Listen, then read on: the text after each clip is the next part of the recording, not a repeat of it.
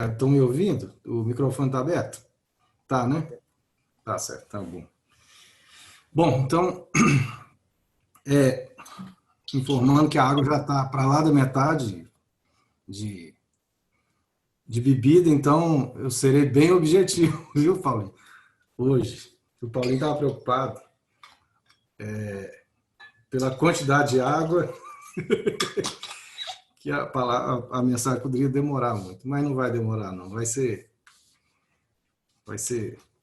bem objetivo e estaremos ainda aqui na noite, se Deus quiser, né? Eu gostaria de compartilhar com os irmãos o livro de Marcos, capítulo 5. Marcos, capítulo 5, do versículo 1 em diante até o versículo 20. Marcos, capítulo 5, versículo 1.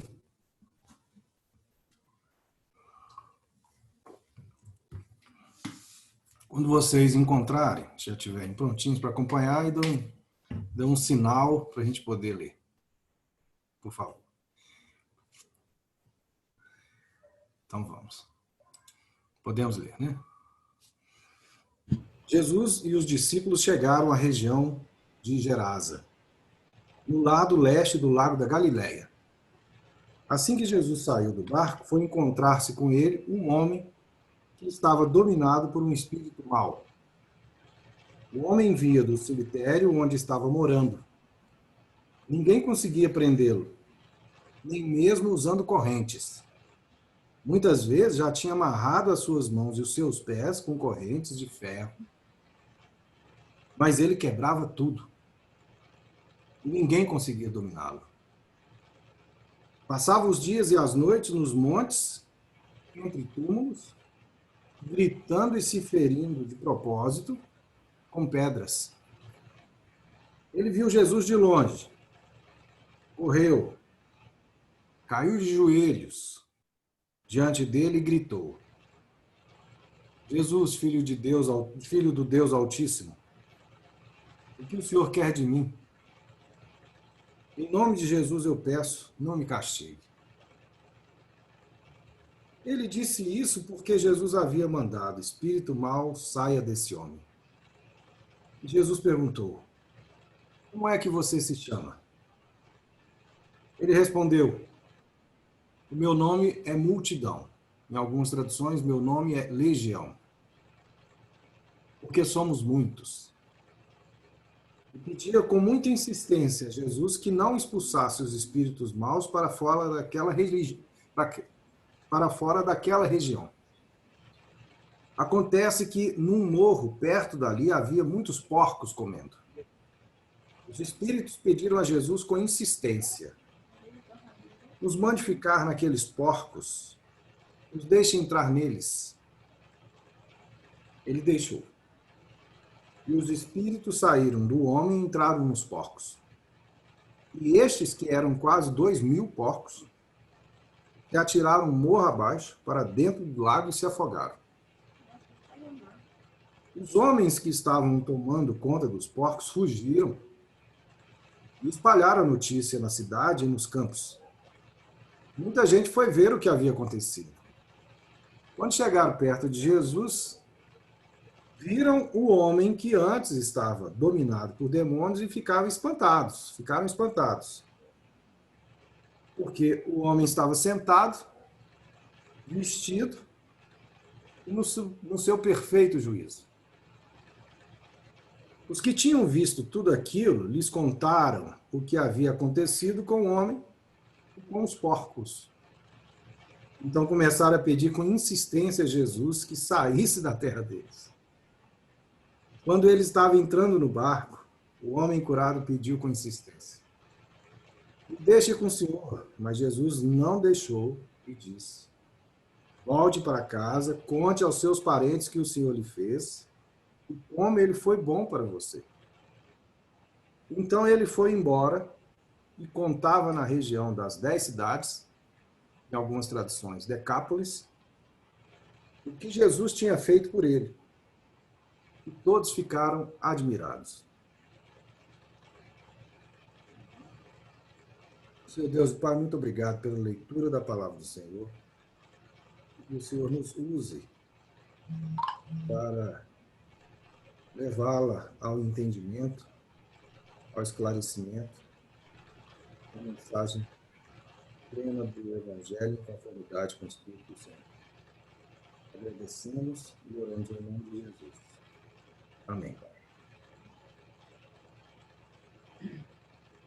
Esse texto é um texto interessantíssimo porque ele nos leva a pensar em alguns detalhes históricos e geopolíticos. Primeiro, o nome Gerasa. Gerasa era uma das 10 cidades da região que era chamada Decápolis, e Decápolis quer dizer 10 cidades. Essa região fica mais à esquerda, quem está olhando o mapa de Israel, em cima assim, é o Mar da Galileia, cá embaixo o Mar Morto, que o Rio Jordão não deságua no Mediterrâneo, ele deságua num grande lago, que é chamado Mar Morto. E porque deságua ali tem uma grande concentração de sal. E lá em cima o Mar da Galileia. Do Mar da Galileia, o Mar Morto, então tem a passagem do Jordão, aí você pensa desse lado, não da Europa, mas o lado do Oriente, do lado como se estivesse olhando para a China. Então ali é a região, na beirinha do Jordão para cá, do lado da China, é a região de Decápolis. Hoje fica na Jordânia, não fica exatamente em Israel. Pega um pouquinho de uma região chamada Cisjordânia, foi uma ocupação de Israel depois da guerra depois da formação do Estado, né, judeu em 48, mas ainda a absoluta maioria da região fica na Jordânia, né? E antigamente ficava um pouco assim na Síria e Jordânia, Transjordânia, chamada Transjordânia para alguns. E essa região era uma região de cidades helênicas ou helenistas, porque 300 anos, pouco mais de 300 anos antes de Cristo, essa região foi bastante dominada pela expansão do Império Macedônico, do grande conhecido Alexandre, o Magno, aquele jovem que tinha uma obsessão por poder, né? Uma pessoa extremamente complexa, e passou por aquelas regiões, e a Macedônia expandiu a cultura grega.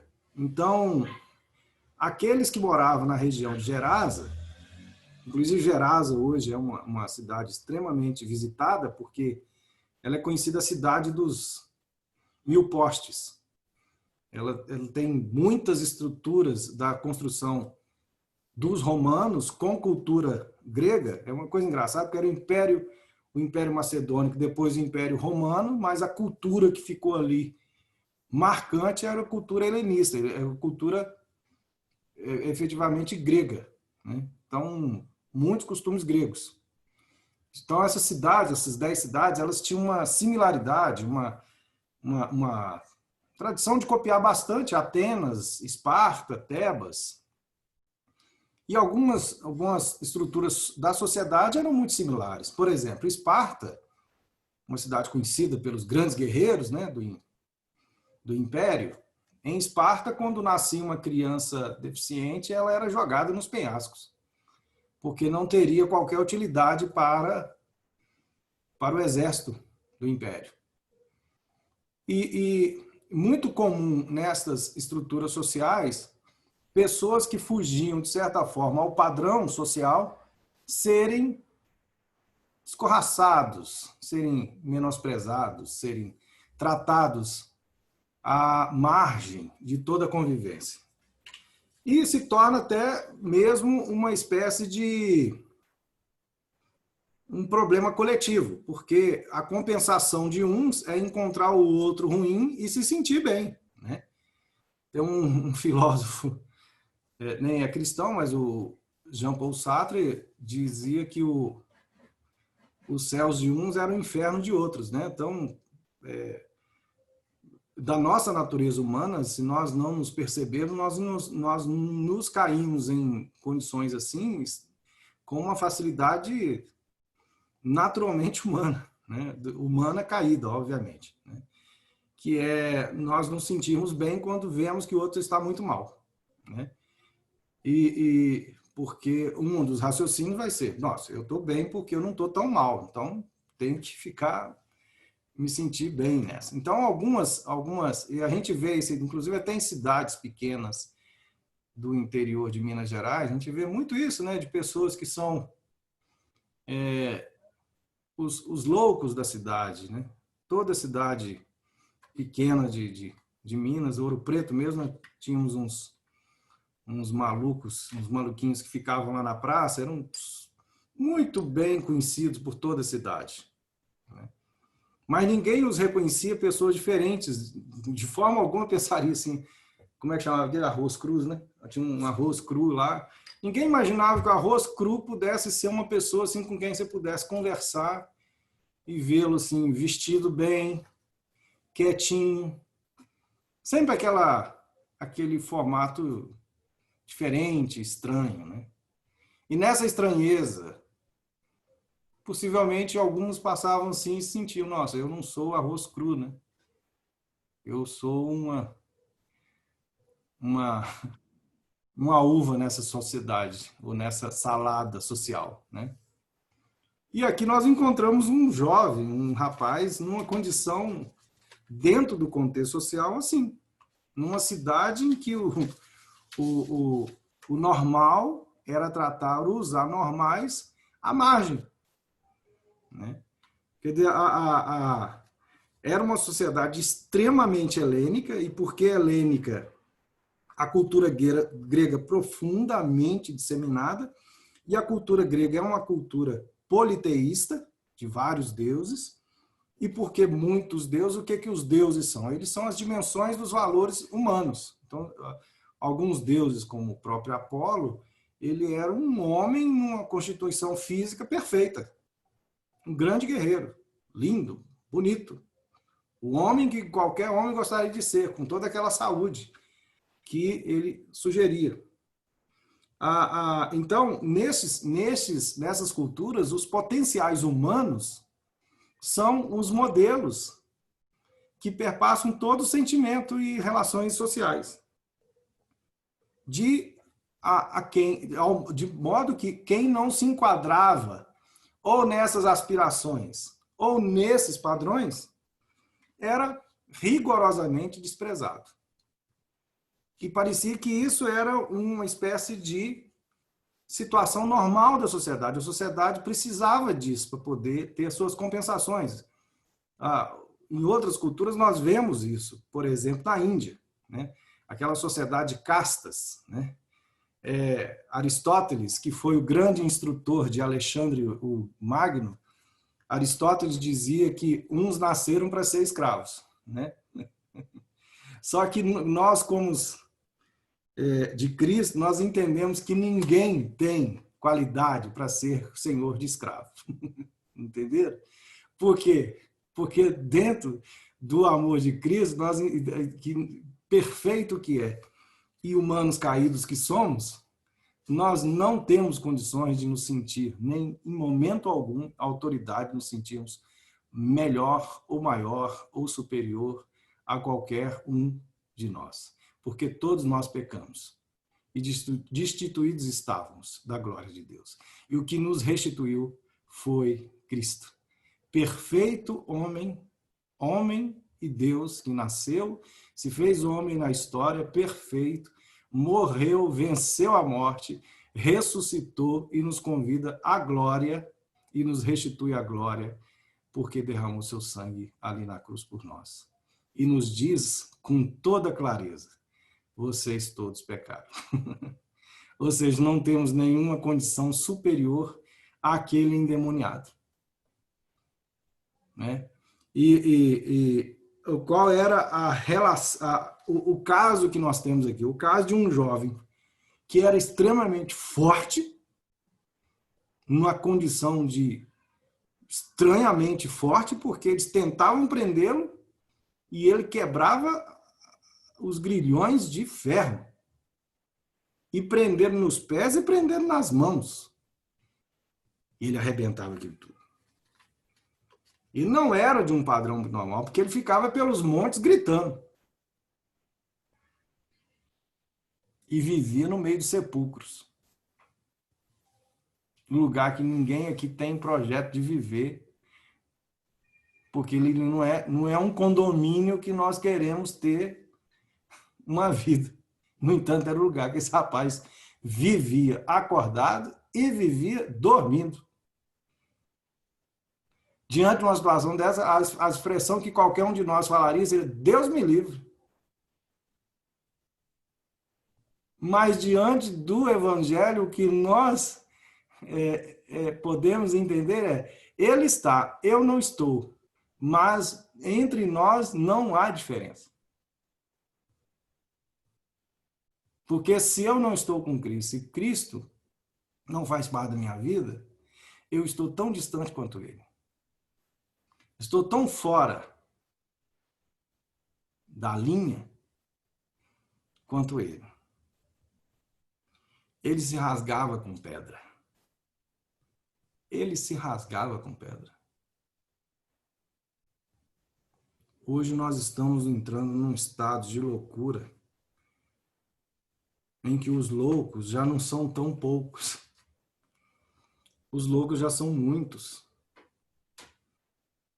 Encontrar, por exemplo, adolescentes que se rasgam, que se cortam, que se mutilam em salas de aulas e escolas não é tão incomum. E era o que ele fazia, à vista de todos. Mas houve uma interdição nisso, hoje houve uma interrupção nessa realidade. Eu fico imaginando essa cena, eu acho que é uma cena que deve ter sido muito estranha. E a gente, Deus nos permite, graças a Deus, a ter humor.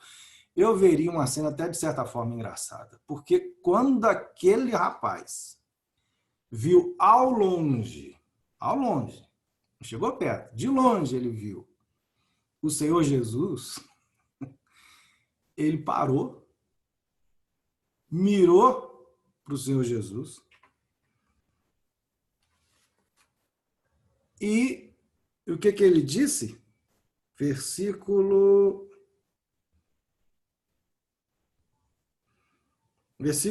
6. Ele viu Jesus de longe, correu, caiu de joelhos diante dele. Eu imagino que o povo que estava perto devia ter afastado assim. O que é isso? E gritou: Jesus, filho do Deus Altíssimo, o que o Senhor quer de mim? Em nome de Deus eu peço, não me castigue. Esse é o homem falando. Deus nos mandou o Senhor Jesus, gente, para construir uma interdição histórica. Não há quem negue isso, porque não tem como negar. A história é marcada antes de Cristo e depois de Cristo. Jesus veio para parar para a humanidade, virar para ele assim, e vê-lo de longe, se for a distância. Mas quem mira os seus olhos em Cristo não tem como não parar o que estiver fazendo. Se aquele homem estava num daqueles estados assim, descritamente de louco, ele ficou normal de uma hora para outra. Ou pelo menos a sua loucura se interrompeu. Porque quem estava perto? Ninguém. Mas quem ele viu ao longe? Cristo. E Cristo, por mais embaçada que seja a visão que alguém tenha de Cristo, é uma visão de poder. Não é o poder de quem vê, mas é o poder do que é visto. É o poder do que é visto. E aí ele diz que, em nome de Deus, não me castigue.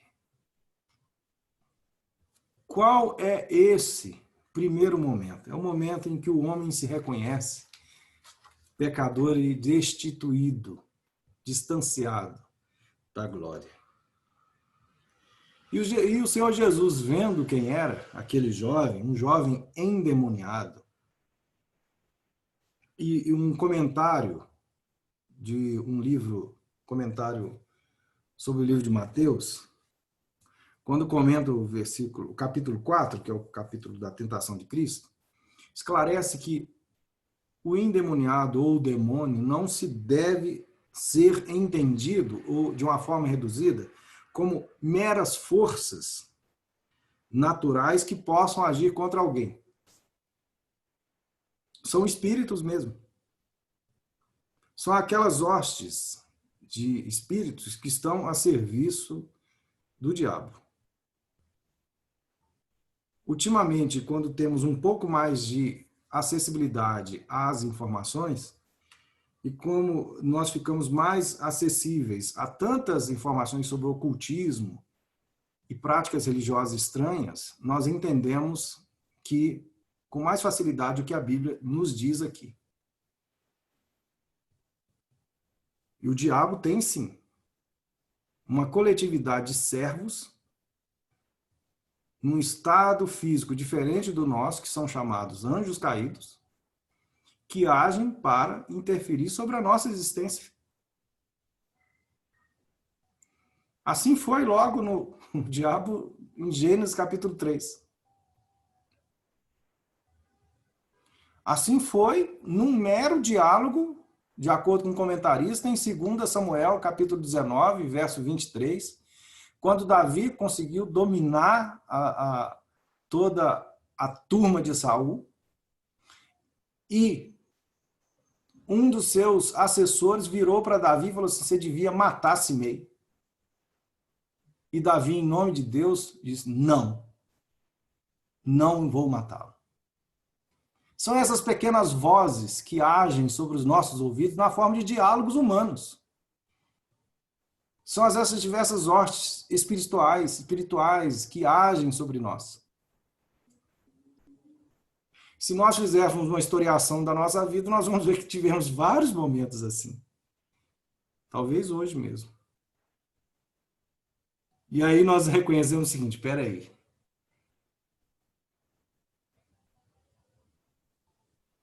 Eu estou na condição de alguém que possa estar sob domínio de uma hoste, tal como estava aquele jovem. E essas hostes não foram anuladas porque nós nos convertemos. Essa é a nossa grande milícia. A nossa grande guerra. Porque a guerra, ela se faz com aquilo que nós enxergamos, mas com aquilo também com que os nossos olhos não veem. Aí eu entendo que a passagem nos chama atenção a dois lados, especialmente o lado de Cristo, o lado de Deus e o lado dos homens, nos quais todos nós nos representamos, somos representados. Cristo representa aqui a cura, Cristo representa a graça, Cristo representa uma contracultura. Cristo era extremamente contra a cultura. Ele era completamente fora do padrão. Porque se aquele rapaz era fora do padrão, ele era fora do padrão numa dimensão do mal. Aí vem Cristo e o chama para o seguinte: seja fora do padrão, mas na dimensão do bem. E essa é a grande graça de Deus nas nossas vidas, porque Deus consegue transformar o pior que nos pareça ser nas nossas realidades, no melhor que possa parecer dentro das nossas mesmas realidades. E aí, também, na parte de Cristo, nós vemos o comissionamento, a comissão, a missão. E representante de nós, quem são os representantes de nós aqui? Quem nós seríamos? E interessante, sabe o que é? Porque a Bíblia nos ensina maravilhosamente bem tudo, apesar de não ser a revelação completa de Deus. E quando nós vamos conhecendo um pouco, estudando aqui, estudando ali, algumas áreas de conhecimento, nós percebemos que as áreas de conhecimento, quando elas são muito bem feitinhas, elas nos levam a entender ainda melhor o que Deus nos ensina pela palavra de Deus. Quando a gente estuda um pouco de psicanálise, por exemplo, a gente entende e aprende direitinho que quando nos incluímos dentro de um grupo qualquer, nós vamos fazer tudo que aquele grupo faz. Em grande parte, não digo tudo, mas em grande parte nós estaríamos sujeitos a fazer exatamente o que aquele grupo faz. O que eu estou querendo dizer com isso? Se nós fôssemos moradores daquela cidade de Gerasa, talvez nós trataríamos exatamente aquele endemoniado com o desprezo que ele era tratado. Se nós fôssemos aqueles criadores de porcos, nós ficaríamos assustados, como eles ficaram, fugiram, contaram para todo mundo uma fofocaiada. Vai lá ver, moço, você não sabe o que aconteceu ali. Trem esquisito. Porque naquela época na Palestina, grupos assim reunidos em torno de falsos profetas, que eram pregadores, tal como Cristo pregava, havia muitos. Mas essas realidades, como a de Cristo ali com o endemoniado, não era. Não era. Era com Cristo. E aí, certamente, a história foi contada de uma forma diferente. O povo juntou ali. E o endemoniado, quando Cristo falando com ele, fala qual é o seu nome? O nome dele é Legião. De vez em quando, a gente conversando assim, eu não sei se você já participou de brincadeiras assim, pessoas que falam assim, quando eu estou enfrentando um problema demais, meu nome é Legião. Tem gente que usa essas expressões assim, brincando. Mas brincando ou não brincando, há pessoas que podem dizer assim, meu nome é Legião. Eu tenho coisa demais para Deus tirar de dentro de mim. E não me interessa para onde Deus vai levar isso que vai tirar de mim.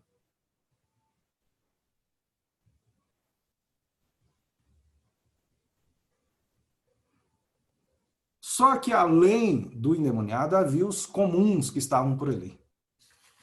Os comuns que eu digo assim, os moradores de Gerasa, os criadores do porco, aquela turma que não era de seguidores de Cristo, os moradores da região.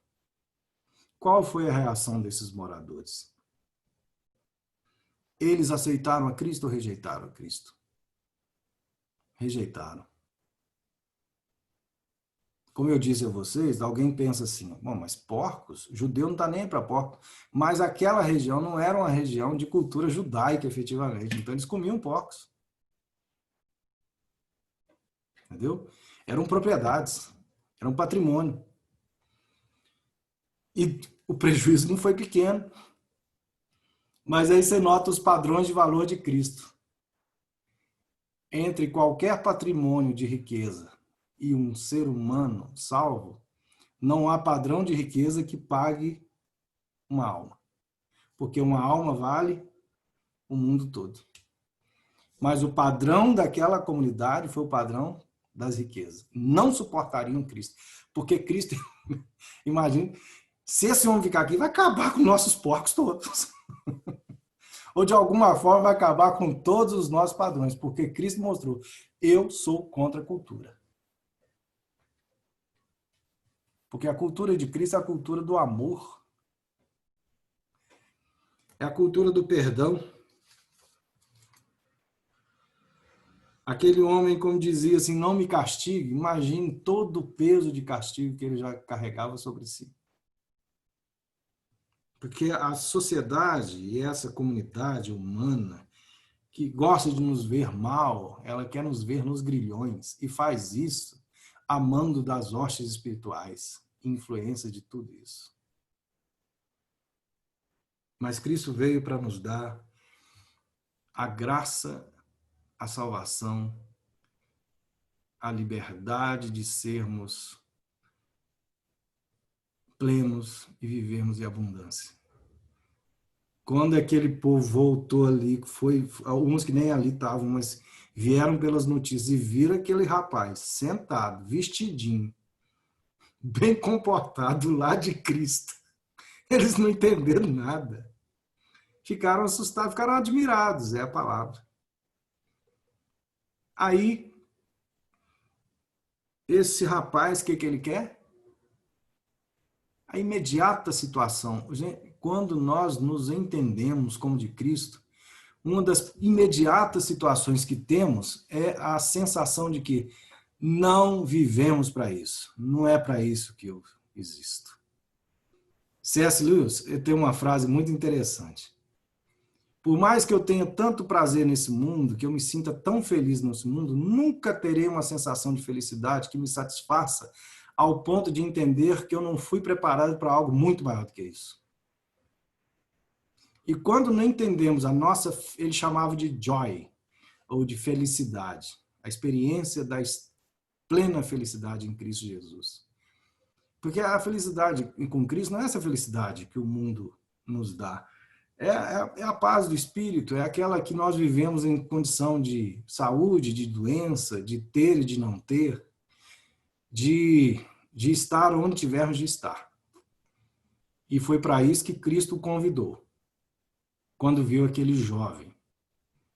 E aquele jovem, quando se converteu, quando vê completamente desamarrado de todas aquelas hostes, ele tem uma imediata sensação, eu não sou daqui. É aquilo que Pedro nos ensina, somos forasteiros. E como forasteiros que somos, não temos nenhuma vontade de nos prender a isto aqui. Eu quero ir para outro lugar. Eu quero ir com o Senhor. Certamente Paulo vivenciou situações assim, né? O que me constrange é o amor de Cristo. E às vezes a gente tem que se lembrar disso, né? O que quer dizer? Quando esse jovem conversa com Cristo, ele pede a Cristo, eu queria ir com o Senhor, me leva. E qual a resposta que Cristo dá a ele? Não, seu lugar é aqui. Por que o seu lugar é aqui? Porque ali era o campo de missão dele. Lá em 1 Pedro, capítulo 2, primeira carta de Pedro, capítulo 2, versículo 10.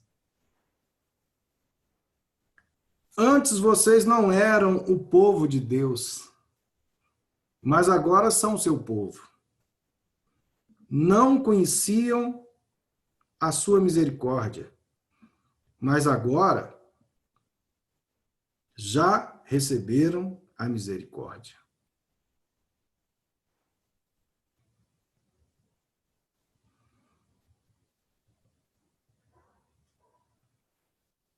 Esse é o endemoniado livre dos demônios, e quem ele se torna? Um povo de Deus. E aí mais adiante, versículo 11. Queridos amigos, lembrem-se de que vocês são estrangeiros, são de passagem. Peço que evitem paixões carnais que estão sempre em guerra contra a alma. A conduta de vocês entre pagãos deve ser boa, para que quando eles os acusarem de criminosos, tenham de reconhecer que vocês praticam boas ações e assim louvem a Deus no dia da sua vinda. É essa comissão que Deus deu, Cristo, né? Deu a ele naquele momento, né? Você é estrangeiro, tudo bem, não é esse o seu lugar, mas é esse o lugar em que você tem que manifestar que você é, qual é? Raça escolhida, sacerdócio do rei. Você é nação completamente dedicada a Deus, o povo que pertence a ele. E aí, nesse aspecto da dimensão humana, Cristo fala conosco. Porque às vezes nos incomodamos mesmo. Por que isso? Por que ficar num lugar assim? Por que viver numa condição de tanta oposição, de tanta contraposição? Por que isso?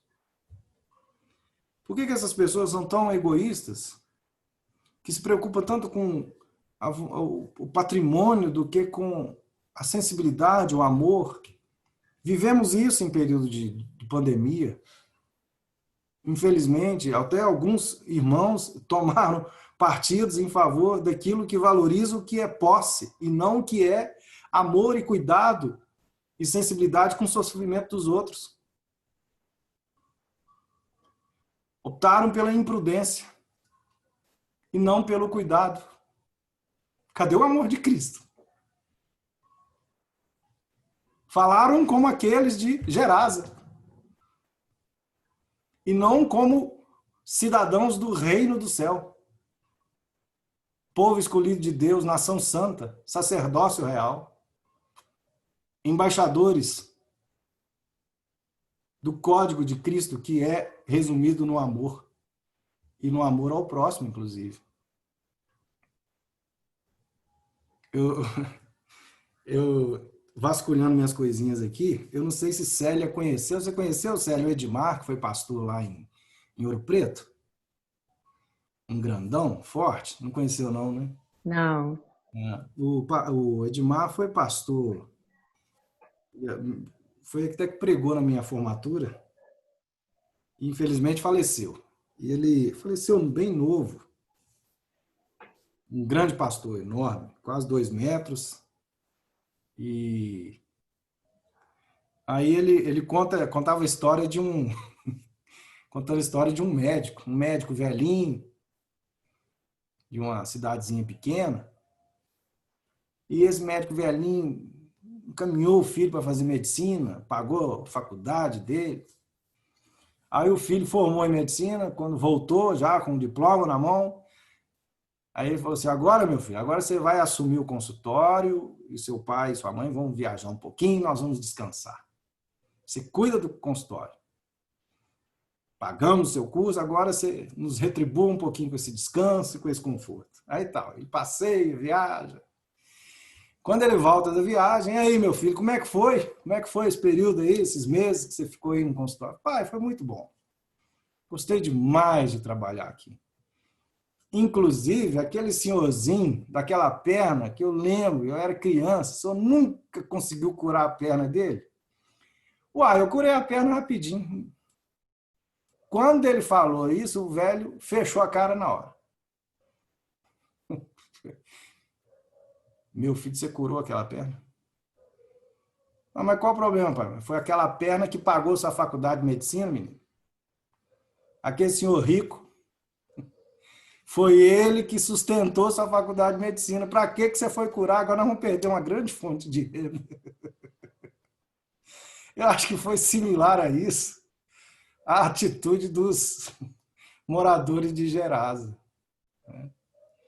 É o Deus Mamon, né? Das propriedades, das...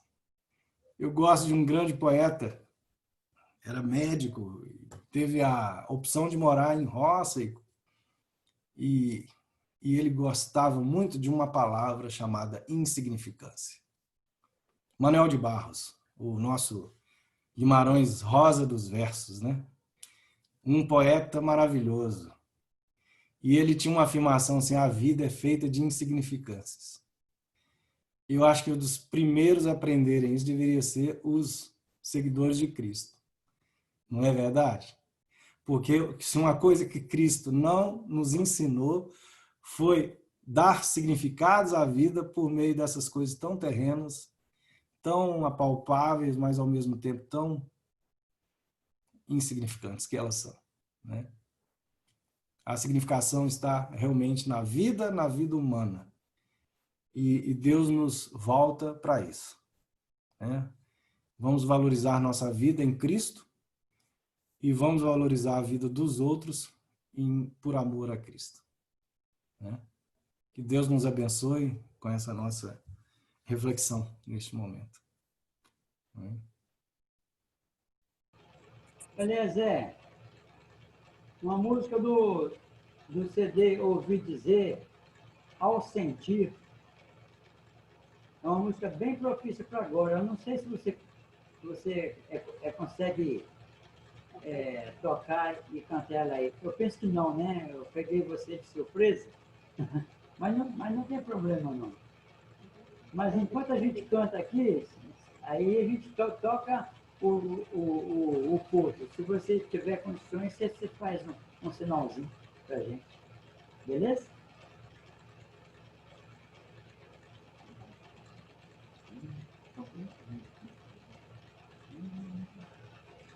Olhando para Cristo, mais santo serás, deixando o pecado, melhor correrás, ficando bem perto de Cristo Senhor, do mal deste mundo serás vencedor. Olhando para Cristo, pode Ele guiar a tua conduta, todo o teu andar, nos dias alegres, de luto, de dor, o teu companheiro será teu Senhor. Olhando para Cristo, tu podes obter nas tuas fraquezas divino poder. Bem obediente à voz de Jesus, caminhará sempre à sombra da cruz. Olhando para Cristo, guarda-te do mal, até tu chegares ao lar eternal, e pelo valor do teu sangue na cruz, com Ele terás tu herança na luz.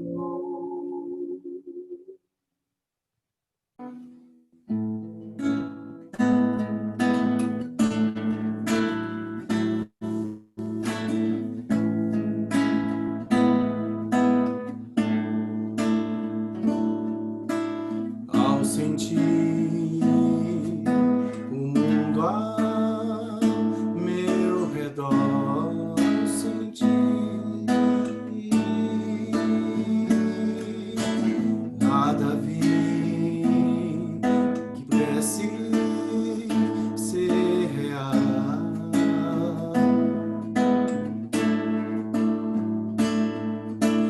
Percebi que todos buscam paz, porém vão.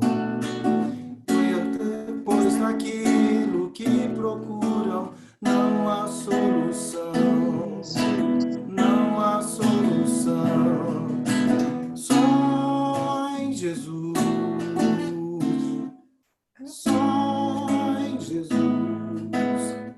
A paz real eu pude encontrar, o seu amor pude experimentar. Ganhei a Jesus, me entreguei a Cristo,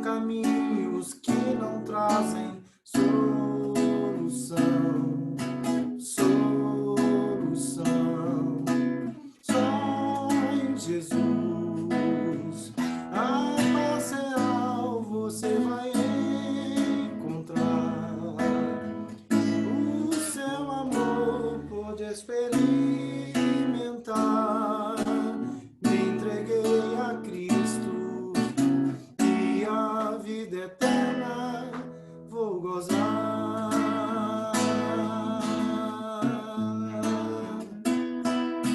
Só em Jesus a paz real eu pude encontrar, e o seu amor pude experimentar. Me integrei a Cristo e a vida eterna vou gozar.